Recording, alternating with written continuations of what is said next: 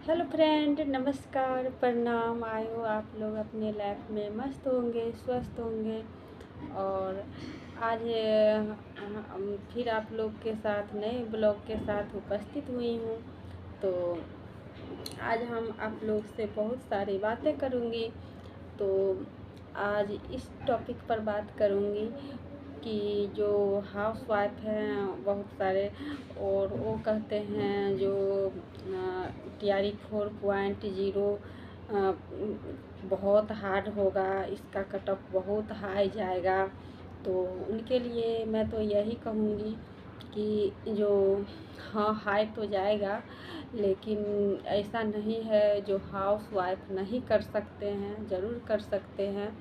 और हम भी बहुत चुनौतीपूर्ण जीवन जीते हुए करती हूँ, तो आप क्यों नहीं कर सकते हैं?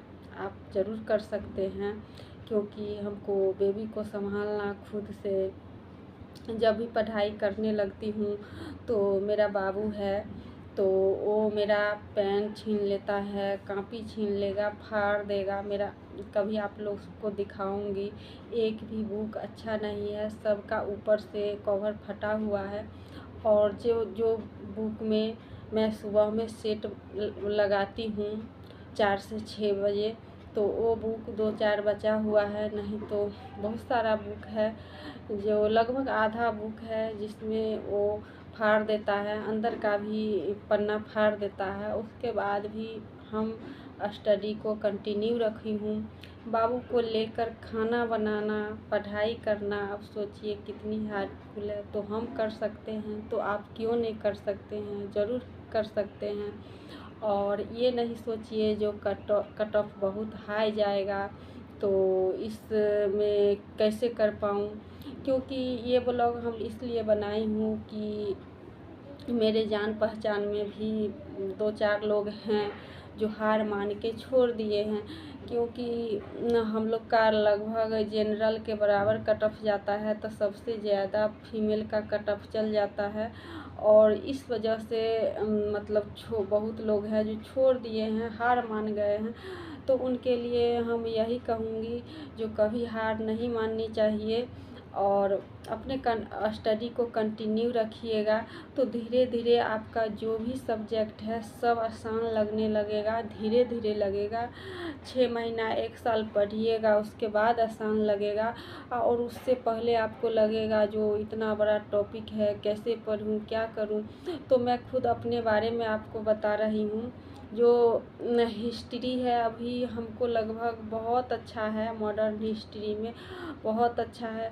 लेकिन जब मैं अपना पढ़ाई को इतना अच्छा से कंटिन्यू नहीं की थी, तो उस समय हमको हिस्ट्री का नाम सुनकर डर लगता था। और ये भी हमको नहीं समझ आता था जो भारतीय राष्ट्रीय आंदोलन का मतलब क्या होता है। और आज देखिए भारतीय राष्ट्रीय आंदोलन में लगभग मेरा उसमें 80% टॉपिक अच्छा समझ में आ रहा है। तो जब हम एक इतना चुनौतीपूर्ण ज़िंदगी जीते हुए कर सकते हैं, तो आप क्यों नहीं कर सकते हैं? और ज़रूर कर सकते हैं। और टाइम का मैनेज करने का हम ये ट्रिक बताती हूँ कि यदि आप हाउस वाइफ हैं और आपको कोई हेल्प करने वाला परिवार में नहीं है, तो आप तो सबसे पहला नंबर ये कीजिए, जो जब भी किचन में खाना बना रहे हैं तो आपको यूट्यूब पर जो भी सर का आप वीडियो देख रहे हैं, जीके जीएस का मैराथन क्लास आप चलाइए और काम कीजिए। और पढ़ाई उसके साथ साथ करते रहिए मैराथन क्लास के साथ साथ, क्योंकि मैराथन क्लास में हर विषय का मिक्स रहता है। उसमें आपको ज्योग्राफी, हिस्ट्री, करेंट सारा विषय का मिक्स रहता है। और उसके बाद सुबह में यदि आप खाना बना रहे हैं, तो जो भी सर का आप वीडियो देख रहे हैं करेंट अफेयर्स में, क्योंकि सबका अलग अलग है, सबको अपना हिसाब से देखते हैं और सबको अलग अलग, कोई भी किसी को किसी टीचर का, किसी को किसी टीचर का अच्छा लगता है। तो हम तो करेंट अफेयर्स में शंकर सर और गौरव सर का का देखती हूँ। शंकर सर का मेन ये रहता है कि वो एक ही टॉपिक पर बार बार बोलते हैं, तो उनका मतलब यही होता है जो हमको किचन में ही उनका करंट अफेयर्स पढ़ाया हुआ लगभग याद हो जाता है। तो उसके बाद हाउसवाइफ हैं आप और तैयारी कर रहे हैं, थोड़ा सा तो आपको संघर्ष करना पड़ेगा। मॉर्निंग में पढ़िए, 4 या 3 बजे नहीं उठने में होगा तो 4 बजे ज़रूर आप उठिए, 4 से 6 बजे उठिए और उसके बाद मॉर्निंग में 2 घंटा ज़रूर पढ़िए, क्योंकि इतना तो करना पड़ेगा तब टाइम मैनेज कर हो पाएगा। और क्योंकि सुबह में पढ़ा हुआ अच्छा से समझ में भी आता है, और यदि आपको छोटा सा बेबी है तो उस समय वो सोया रहता है, और यदि नहीं सोया भी रहेगा तो फैमिली में और कोई है तो उनके पास रख दीजिएगा या उसके बाद पढ़ पाइएगा। तो मेरे तो बाबू जब भी उठता है तो सुबह में भी वो किसी के पास नहीं रहता है, मेरे ही पास रहता है, तो मैं सुबह में भी अगर उठ गया, ज़्यादातर उठ ही जाता है, तो उसको लेकर पढ़ती हूँ।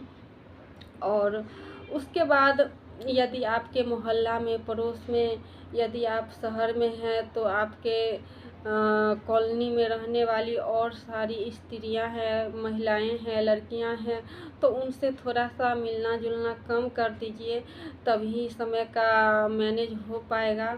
और उसके बाद आप यदि फ़ोन से बातें अपने मम्मी, बहन, दीदी या ननद या किसी से बातें कर रहे हैं, तो अभी क्या है, बहुत लड़की मतलब हाउसवाइफ हैं, अपना बातें कर रहे हैं 1 घंटा 2 घंटा, क्या बनाए क्या खाए, सारी बातें। तो ये सब भी थोड़ा सा आपको मैनेज करना पड़ेगा, क्योंकि आप वही सब टाइम को बचा के पढ़ाई करना है, तो करना पड़ेगा। और आज देखिए, हम किसी को अपने खुद से नहीं फ़ोन करते हैं, कोई किए तो बात कर लिए, नहीं तो कोई काम हुआ, कभी कभार हुआ तो बातें कर रहे हैं। यदि तो हम काम करने के दौरान ही करते हैं, किचन का काम है या कपड़ा साफ कर रहे हैं, कुछ भी कर रहे हैं, तो यदि बातें करते हैं अपने रिश्तेदार में कहीं भी, तो हम काम करते हुए करते हैं, वैसे मतलब मैं बैठ के बातें कभी नहीं करती हूँ। तो ये सब अपना आपको समय का मैनेज करने का ये तरीका है। हम जब भी बातें करती हूँ, यदि पढ़ते रहते हैं और कहीं से फ़ोन आ गया तो बातें करना है फ़ोन से, तो फिर मैं वो पढ़ना छोड़ के काम करने लगती हूँ, और कान से ऐसे करके मैं मोबाइल को ऐसे करके दाब के रखती हूँ, और ऐसे करके दाब के रखती हूँ और काम करते रहती हूँ, क्योंकि हमको आदत हो जाता है।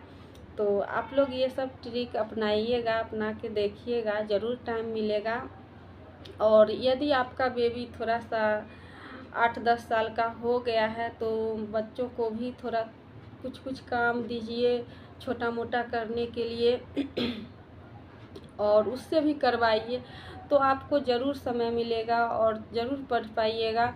और आप ये चीज़ करके देखिएगा। यदि आप सोचिएगा जो हमको पढ़ना नहीं, मतलब टाइम मिलता ही नहीं, तो नहीं मिलेगा, कभी नहीं मिलेगा।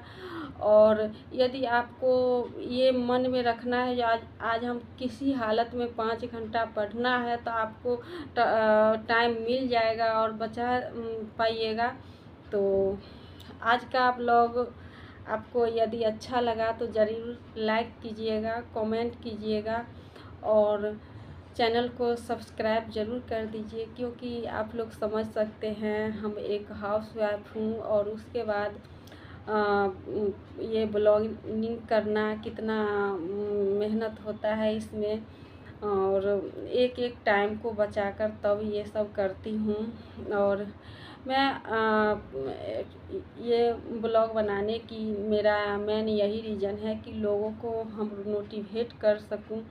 और मेरे जीवन में बहुत सी चुनौतियां आई है, और उसके बाद हम स्टडी करती हूँ। मेरे परिवार में हेल्प करना नहीं, कहता है ना, उसकी दूर के बात है, पूरे घर को, परिवार को संभालना, पूरी घर की जिम्मेवारी मेरे ऊपर है। उसके बाद स्टडी करना बहुत मुश्किल होता है, और हम इस स्थिति में रहते हुए पढ़ लेते हैं, तो आप भी ज़रूर पढ़ लीजिएगा।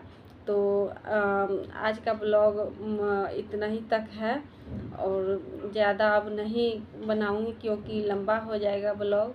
और फिर मिलूँगी आप लोग से अगले ब्लॉग में। तब तक के लिए बाय बाय।